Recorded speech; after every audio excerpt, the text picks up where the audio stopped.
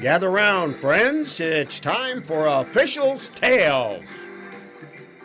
Hosted by three retired sports referees that coaches throughout Northern Ohio knew as the Three Blind Mice. They are authors of the book called Officials' Tales. So let's meet the authors and your hosts, Jimmy Borgia, Rick Hall, and Don Nardecchia for today's edition of Officials' Tales. Now here's your host, Rick Hall.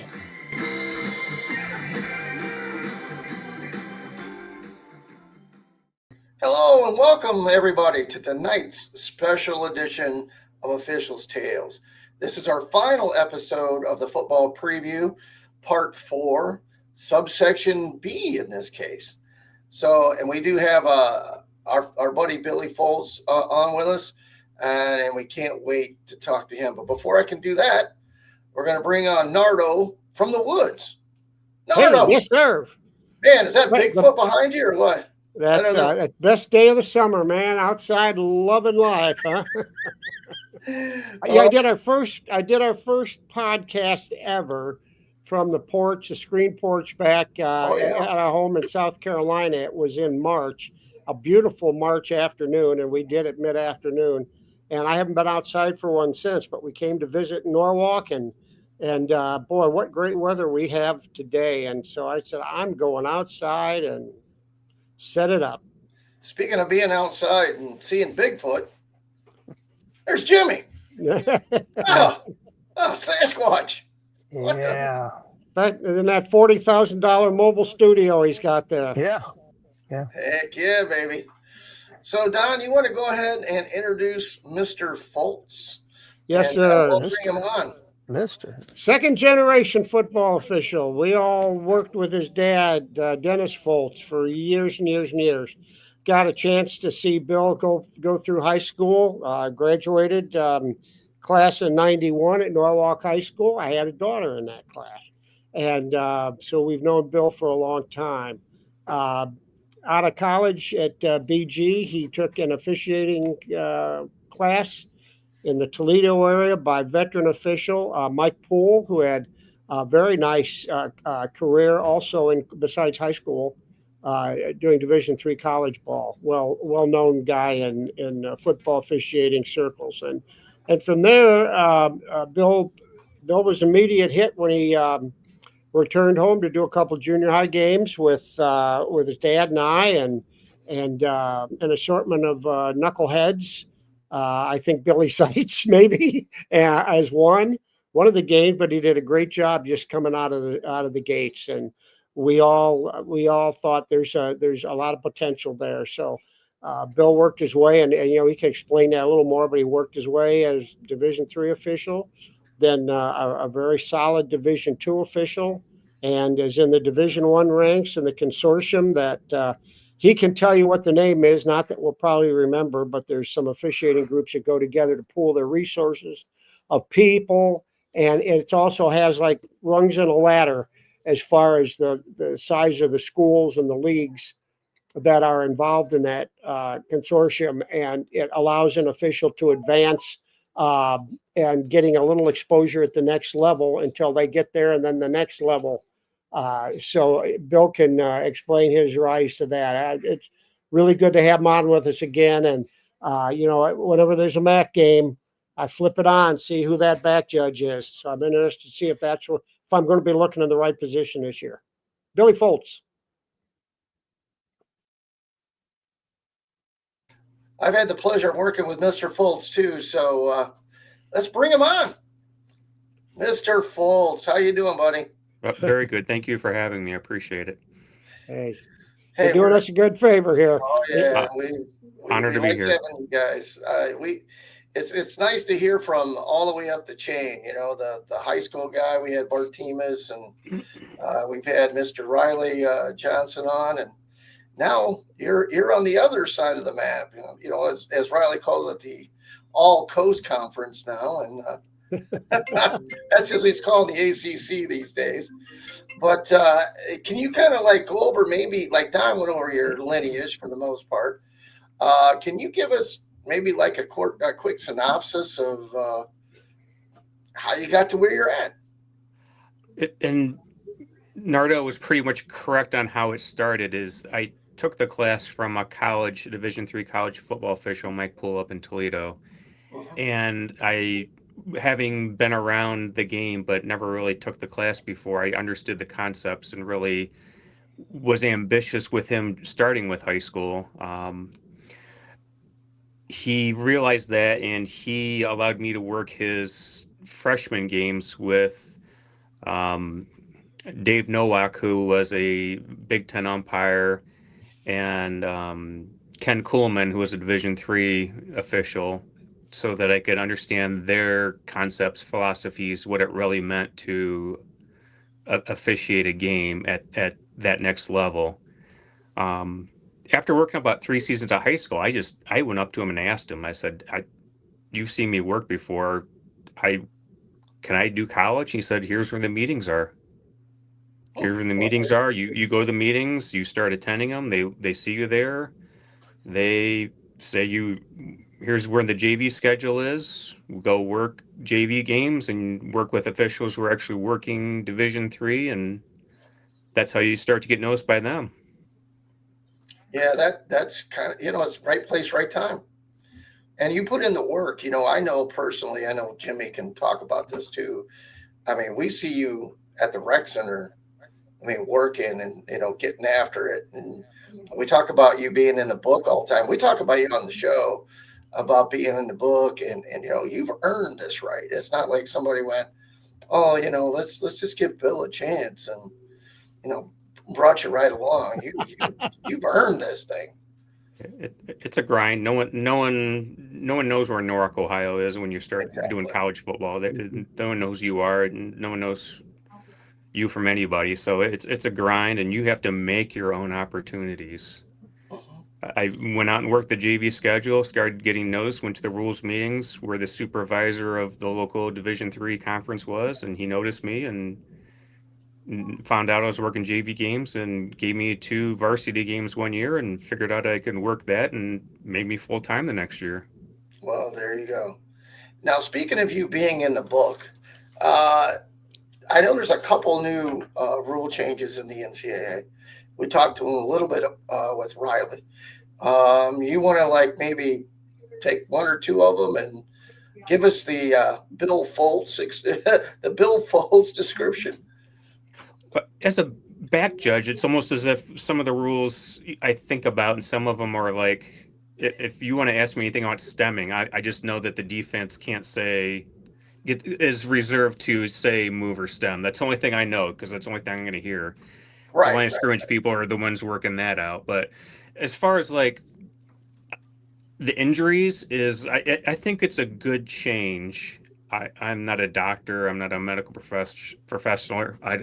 Even if I was, I wouldn't want to do that on a football field. Right. I don't want to judge whether that person is feigning or if it's actually an injury. So they've changed the rule so that if they present an injury after the ball has been spotted on the ground, that's an automatic timeout to that team. And I think that's a good deterrent to make it that if he really is injured, then the timeout is worthwhile to that team.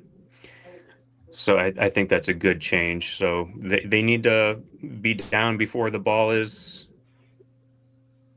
spotted if they don't want teams time out. Now, if the team doesn't have any timeouts, then it's an automatic delay game foul against that team. So that's how we've transitioned to that part of the foul. We speak, we're doing ref speak here. We're saying the ball is spotted.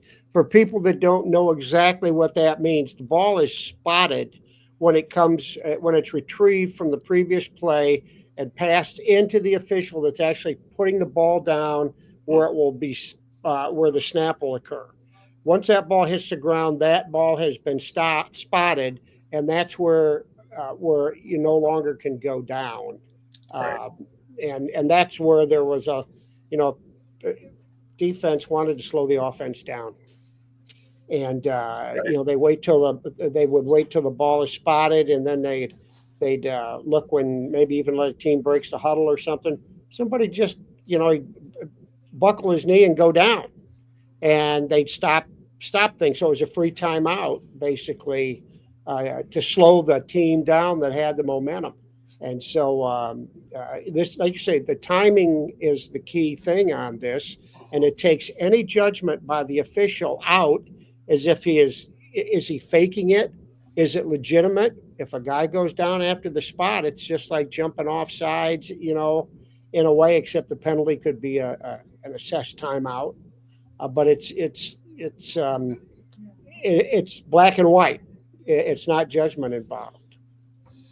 So I agreed too. That's a great change.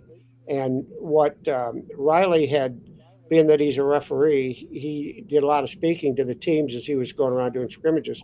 And what the guys in the ACC were basically told the referees to pass the word around is, don't be a hero if you are hurt. Yes. Don't lay there for a second and then get up if you're hurting, because if you get up and try to make it, the ball is spotted and you go down because you couldn't make it, then that's assessed as the timeout. And so he said, if you're truly hurt, stay down. Let us get help out here and see if you're able to continue or not. And rather than risk maybe hurting yourself worse going down after you shouldn't, and assessing your team up. Just the word was, don't be a hero if you're hurt. So right, stay down. That's basically what he told them. If you're hurt, and all those Division I players should be aware of that. I'm sure that's a I thought it was a good, simple, basic thing to tell them to do now when you're hurt. Don't, if you get up and go, fine. But if you're not sure, don't be the guy that's tough and wants to be the hero and ends up costing them here. Yeah, we did talk to him a little bit about being slow to spot. What you can talk to each other, electronic, over the air now. And, if you see something that's a little suspicious, you can let your guys know, hey, let's take a heartbeat.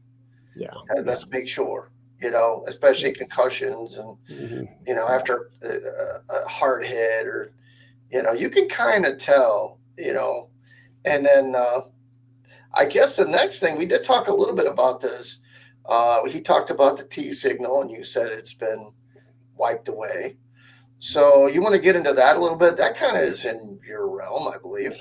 Yeah, because that's your zone there. Yeah. Yeah, and it's both for free kicks and scrimmage kicks. If we do have a T signal, that is, it's not a valid signal, but it's an invalid signal. But nevertheless, it's going to make the ball dead upon possession. And if that player giving the signal does catch the kick, he if it's on a free kick, he does get the 25-yard line if the ball is caught behind that. So it's a safety issue. They're trying to make free kicks as safe as possible because it seems that that's the most violent collisions with players running full speed at each other at quite a distance. Yeah, kickoffs are always and that's been the strong drive for kickoffs to just be wiped away. I was at a JV game Saturday. They don't kick off anymore. It's just we're spotting it and we're rolling. So, I get it. I mean, you got to be able to take care of yourself and protect the players. That's the key these days. So let me bring Jimmy in here. He's been awful quiet. Maybe that's him chirping in the background. No, that's Bert over here. Hey, Jim, you got anything? That sounds like Jim. Yeah. No, because we had talked to Riley. I had asked him, it's like a defensive player getting ready to put a hit on a receiver going up for the ball.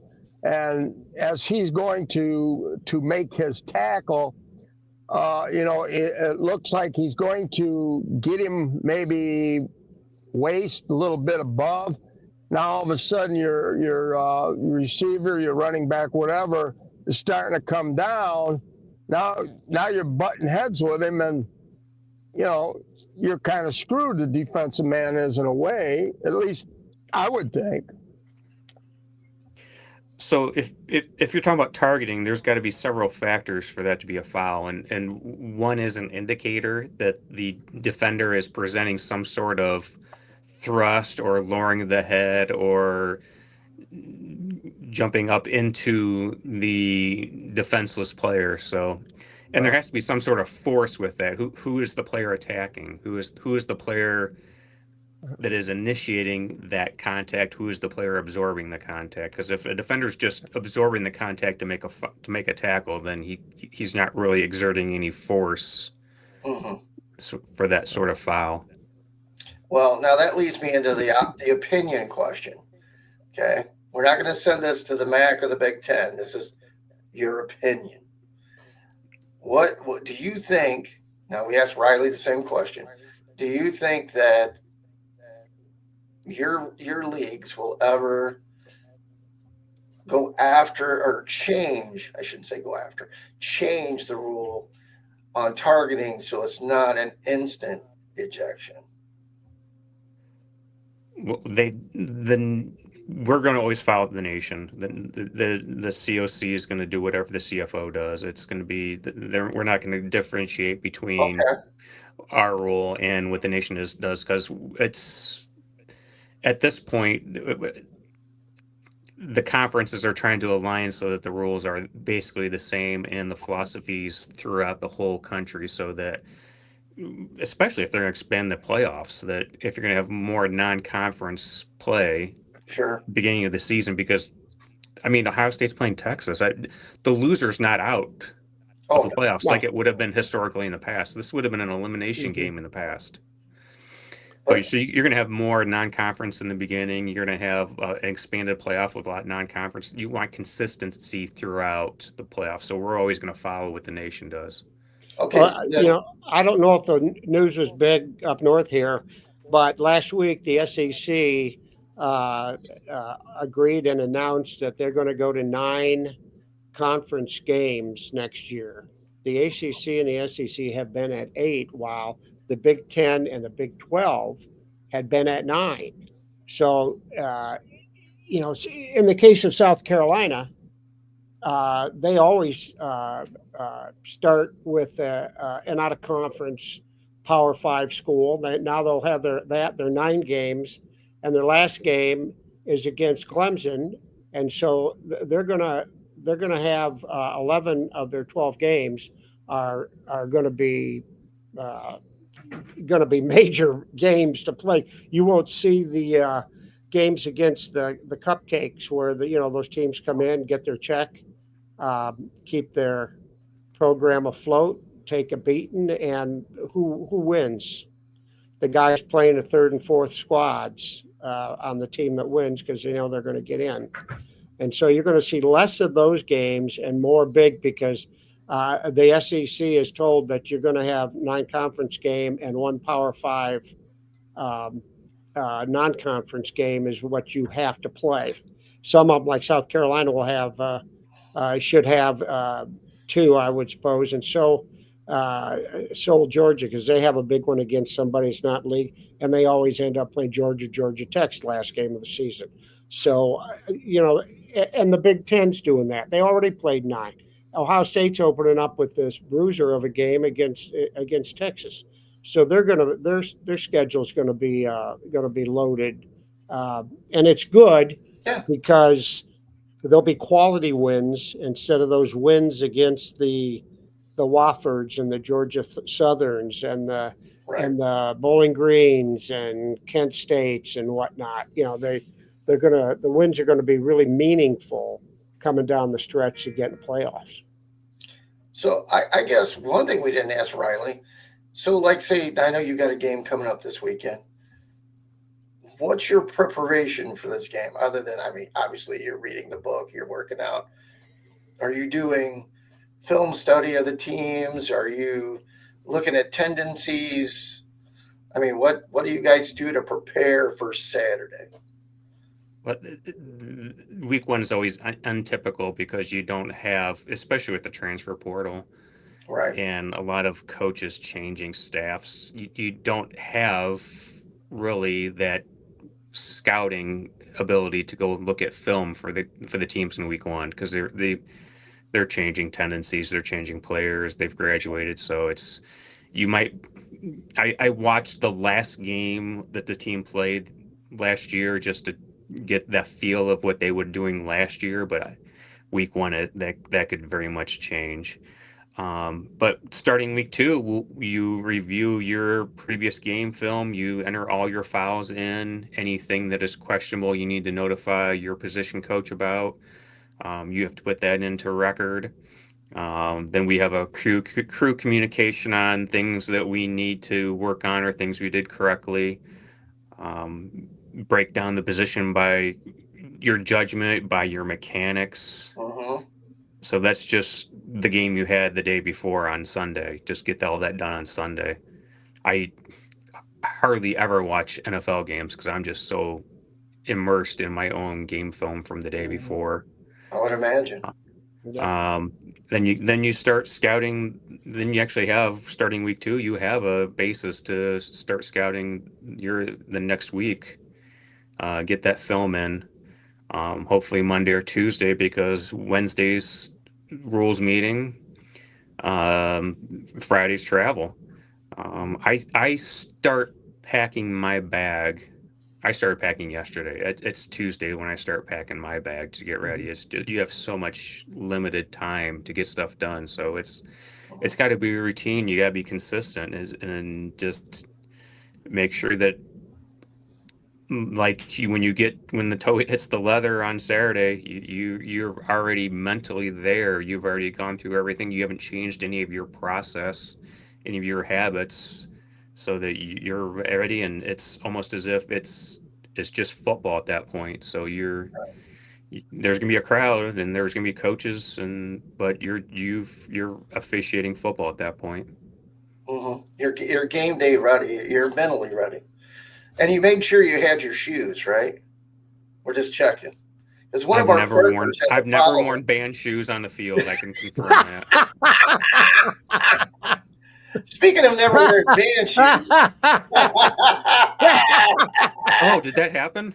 Yeah. Apparently it does. Yeah, it does.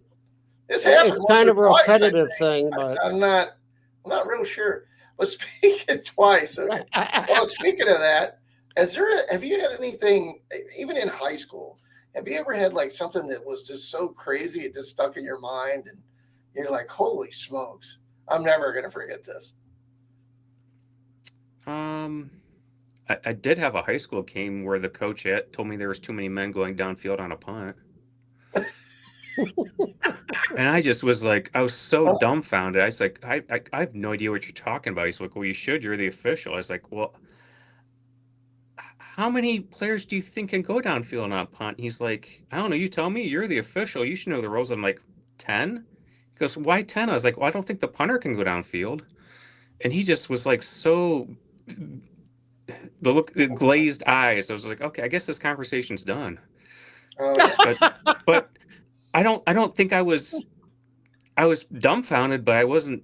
I tried to use rule language when I was talking to him, so that it was a clear, concise communication that sure, 10 players can go down the field on a punt, but the punter can't because he's got to kick the ball behind the line of scrimmage. Yeah, I tell you, that kind of crazy stuff happens. It even happens in basketball, especially when one of your partners comes up with this obscure rule in the middle of a hot contested game, and you're like, what? And you're not sure if he's talking to himself or he's trying to talk to you. And if he's having a stroke, I mean, you're not really sure. And then after he comes over and tells you what he's got, you go, what? Okay. And you walk back to the coach, and the coach goes, hey, do you know what the heck that was? And I'm like, I had no idea. Apparently he does. Yeah, the technical, not a technical foul.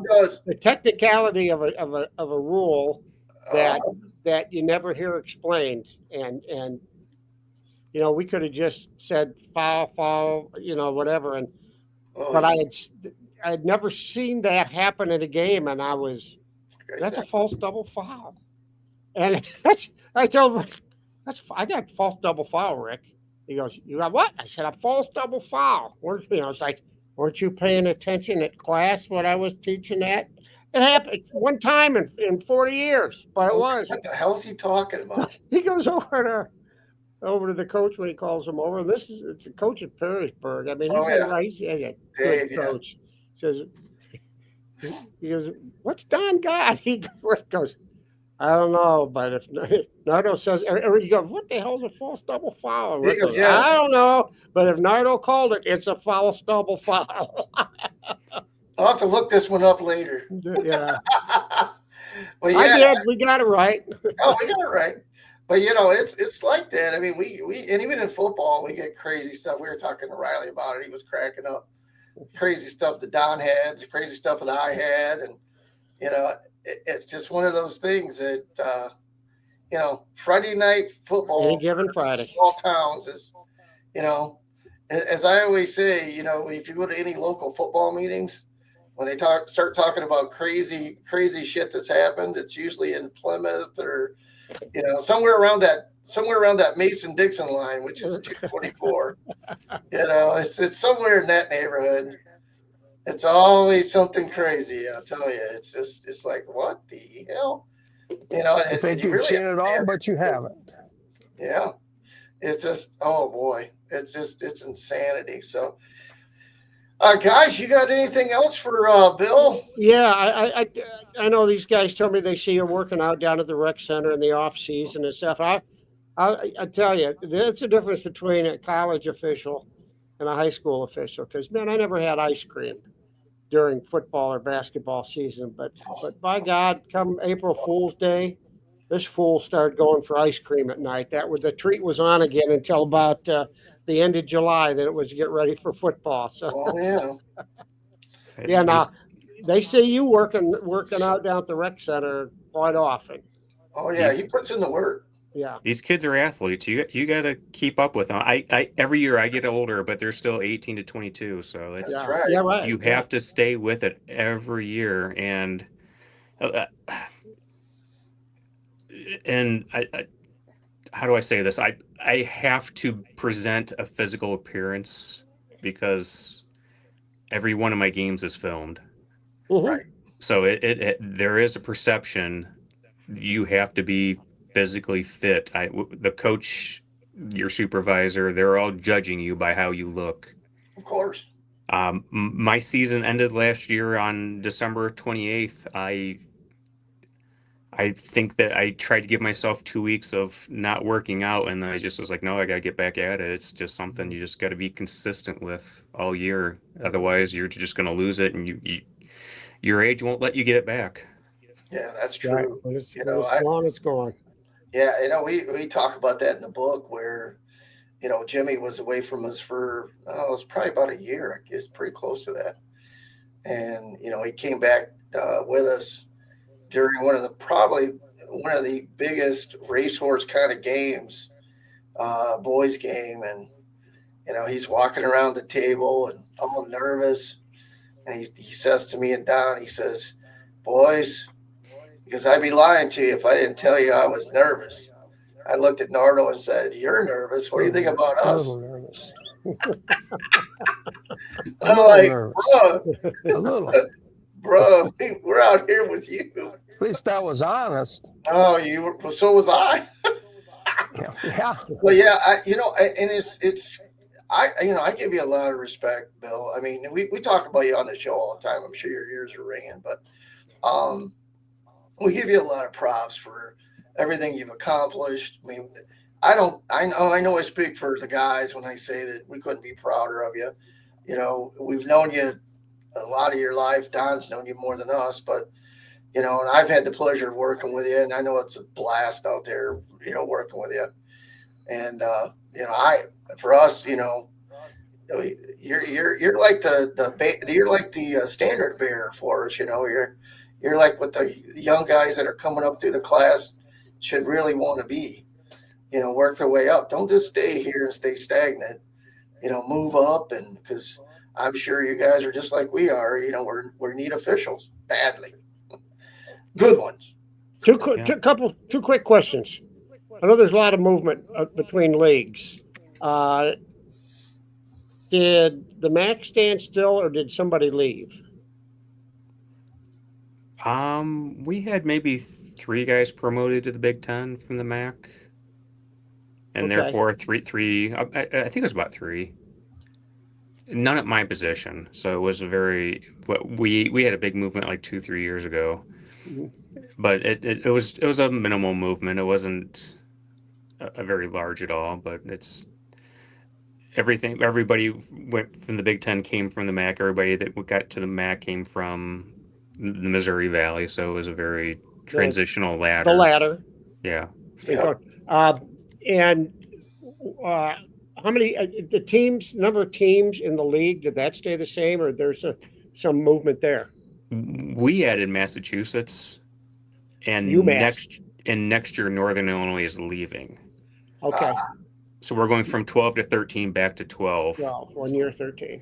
Yes. So it's I very. got it. You always hear what the big boys are doing, but like the MAC, you hear rumor or whatever, and so you wonder where that's going. And well, that's good. That's good. No, Jimmy. Jimmy, you had a question. Go for it, buddy. I got one, and as you were talking about packing, and was just wondering because in the early years, Don talked about one of the other local officiating crews.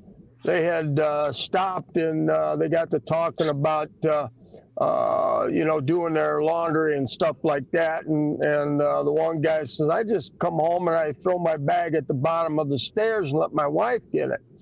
Well, if you know the 2 guys that Don was talking about, they opened the door for him.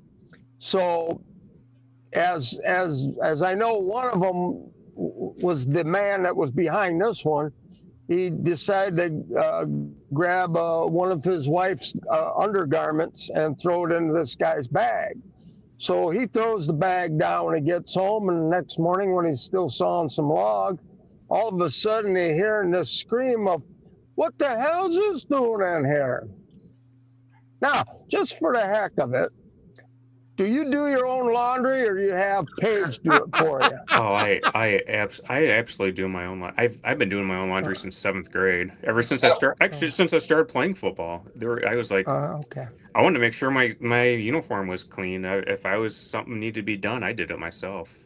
I did the same thing when I got home. I take it down basement, drop it out. I always took extra shirts, stuff. I'd take those out and hang them up. Check to make sure the pants didn't have a grass stain or anything, and I'd get it, put it in the laundry right that night, and then get up the next morning, put it in the dryer, and make sure everything was right. And the varsity stuff, the ones that still had good white stripes on them, were hung up and waiting to be packed for the next week's game, and I always made sure that the stuff was right, and I always kind of pre-polished my shoes after that game, and then buffed them down before I packed them. A lot of stuff goes into a football official's bag. Oh, God. A lot of things. Well, before we let Bill go here, I'm going to give him one last chance to tell us anything he needs to tell us before he walks out the door, and we'll leave the mic to you. Rick, you used the word work a couple minutes ago, and I don't know if it's a grind to get where I'm at. It took a long time. It took a lot of getting in front of the right people, getting snaps, being seen, going to clinics. You got to put the work in if you're ambitious. You have to. If that's your goal, then realize that it takes a lot to try to get to a certain place. So I hope the younger officials realize that it's not just let's put my name out there and I'm going to the next level. Mm-hmm. I agree. That's well said, because you were fortunate enough when you were living up towards Toledo to have Mike as an instructor and as an early mentor and stuff. But around here, there was nobody that really. The only guy that worked the college level. Before I knew it, the guy was working in the old Big East, and bingo, he's in the um, NFL, and he worked a couple Super Bowls before he retired. And he was a guy that was in our association only because he was a banker. He got moved to the Sandusky area. His son was a heck of a football player at Margaretta, but he's long gone. And so he was here for a short period of time and was gone. And he was before anybody really realized it. A couple guys are working Division 3, but the hang up there for the guys here, and you had to overcome this, is that the collegiate meetings were held mostly in Findlay or Akron, or you could go to Cleveland. And I think the Findlay guys maybe bounced up to Toledo a little bit, but I mean that's a after we go to our high school rules meetings on Monday nights. Then there's the drive, hour and 15 minutes up to Findlay, hour and 15 minutes home to get started. So those are things that are like a little more of a blockages along the way for people that lived in this area because of the time involved in doing it. And, we've got some good younger guys coming that have the ambition to go up. Our referee or our umpire in our high school crew uh, at our football clinic got a chance to speak with the Division 3 guy from the North Coast Athletic Conference, and he put him to work, and he worked Division 3 long enough to work a national semi while still maintaining his high school schedule, and then he moved up to Division 2 for a couple of years, and they had that big changeover in assigners for the GLIAC, and half the Ohio guys got shut out of the guys that have been working got shut out of the process because the assigner didn't know him from a bag of flour, and his people that he knew in Michigan started getting assigned to games. But that's the thing with commissioners. Their heads on the line, so they're going to go with people they know, Yep. feel comfortable with. Maybe a couple of good buddies coming in, and there's always fallout left from that. So John packed it up, packed it in, and things like that happen. You just got to be ready to react in the right way and keep rolling. You have your schedule for the first half of the season. First 4 games. First 4 games. Yeah, we just got week 5 Monday. So okay. So not to ask where you're going, but what league are you working in each week? So the Big Ten has 16 games week 1, 17 games week 2, 14 games week 3. So they need extra officials for their games that week. So I was fortunate enough to be going to a Big Ten site those first 3 weeks. Nice. Okay. And then week 4 and 5 back to the MAC. So because then they'll start conference play, and it'll be more of an align of what conference you're currently in. Mm-hmm. And if I remember you telling us, I think it was you, it might have been Steve Fell, that had to go to Iowa one year, and when you went to meet the coaches, they looked at you and oh, it's good to see you again. And that was the first time you were ever in the state of Iowa, let alone at their football stadium. But just the coaches naturally have a little chance to schmooze, just to pinch with you. Oh yeah. He didn't know if obviously he had something he always says, "Good to see you again," or something like that. But it's being seen, and maybe he saw something and marked down something behind your name, and hopefully it's a good thing. Well, actually, interesting enough, you bring up Steve Fell is he called me on a Friday night and said, "Hey, I have a little emergency. I cannot go to practice tomorrow morning at Bowling Green. Can you cover it?" And I was like, "Yeah, I'll be there." So I go work the practice, and it ends up the person who hires the officials for the Missouri Valley was at that practice. And he stayed for half the practice, left, and I got a call 3 weeks later from him saying, "I'm going to hire you into the Valley." So it's you take the opportunities you can get, both Yeah. for practice and for to Mhm. be seen.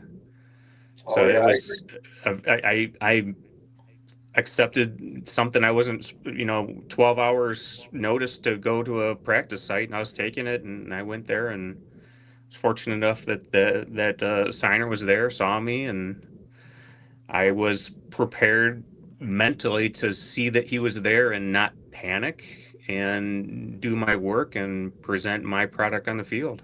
Okay, there you go. Yeah, it's all about putting in the work. You Yep. know, it Yep. really is. So, Yep. well, Bill, we want to say thank you for coming on the show. We appreciate you. We're proud of you, and we wish you the best of luck on and off the field. And stay healthy, man. Yeah. Thank you. I appreciate it. Yeah. Have a great Really season. honored to be with you guys. And yeah, my shoes are packed. They're already in my suitcase, ready to go. So I will have my shoes ready for the game. 2 shoes. Always 2 shoes in the bag. Always two shoes, baby. Always two shoes. Well, Right, thanks again, right. Bill. Thank you. Thank you. Hey, take care. All right. Well, that was Bill Foltz, and we appreciated him showing up and giving us his time. And like we talk about all the time on the show, you can tell he's a humble guy, but he's really earned his spot. So now we're on to our famous Officials Tales book, which is available on Amazon today for $13 in paperback. It's also available in hardback and ebook. If you're like Jim and you like to read on your computer or your cell phone, then you can get it in an ebook. If you can't wait, you can get it at the Common Good. Those books are available every day that they're open, and they'd be glad to sell you one. Now, Don, you want to tell the people a little bit about our upcoming Common Good deal that we're doing here? I think tomorrow, right? Yeah, we're going to head up to Common Good tomorrow. We're going to do some a little videoing inside the building and show you little excerpts. Instead of showing you their little logo here, we're gonna show you the product up there. It's a very very interesting store.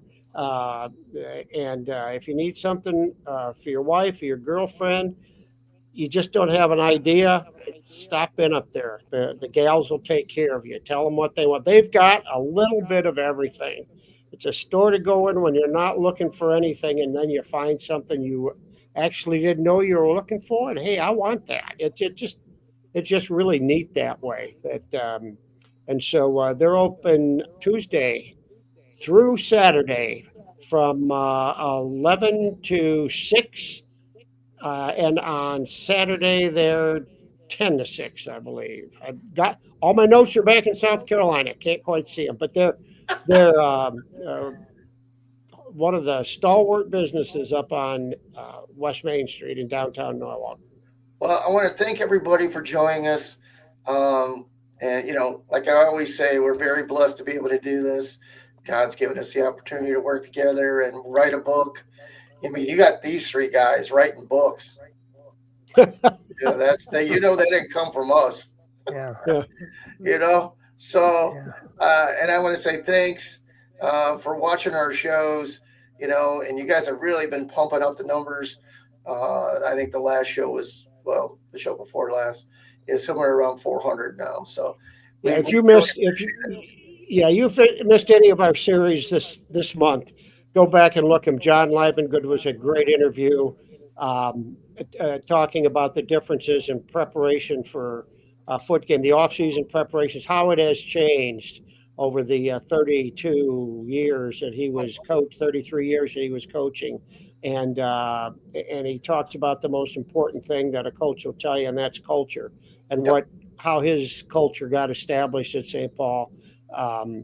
Greg Bartimus kind of clued us in on what was going on with some of the high school rules. Not a big thing, but not a lot of stuff, but a big change. And then Andy Freeze was just magnificent a week ago. If you missed Andy Freeze, you have got to go back and hear him in his second year as head coach at Ohio Northern. I got to tell you, friends, that we talked to Andy at 9 o'clock on a Sunday night. It was right after his fifth practice that evening, and he was so busy that week And he had so much energy, and you could feel the excitement and the passion he had for his job as a football coach in charge of, at that time, he had 170 players. And he's not about cutting anybody at Division III. If you've got the love for football and you want to play it while you're going to school, there's no money involved. There might be a little bit of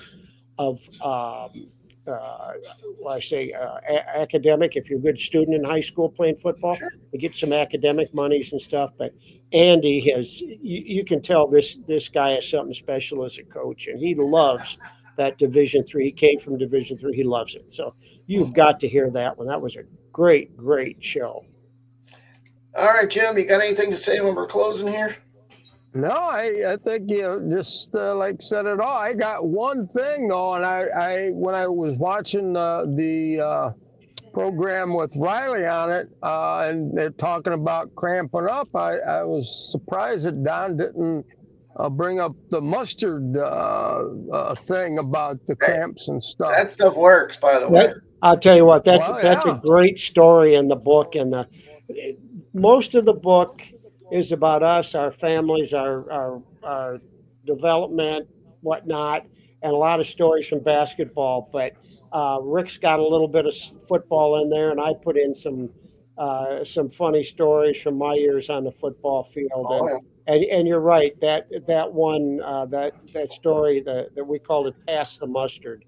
That we'll get to that sometime on the show. But that was the thing itself was fun.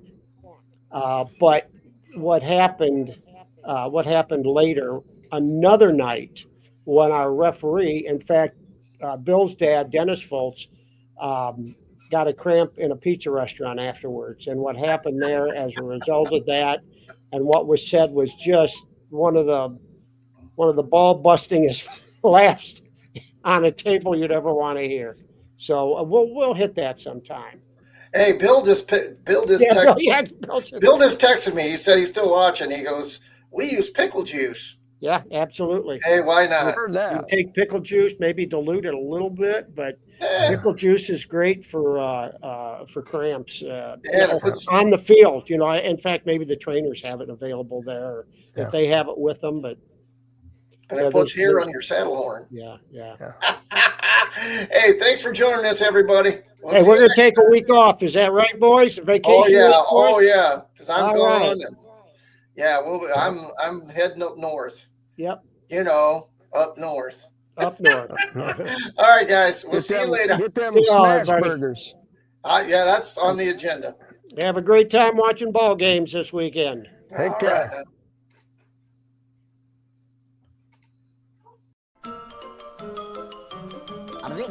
That's all, folks.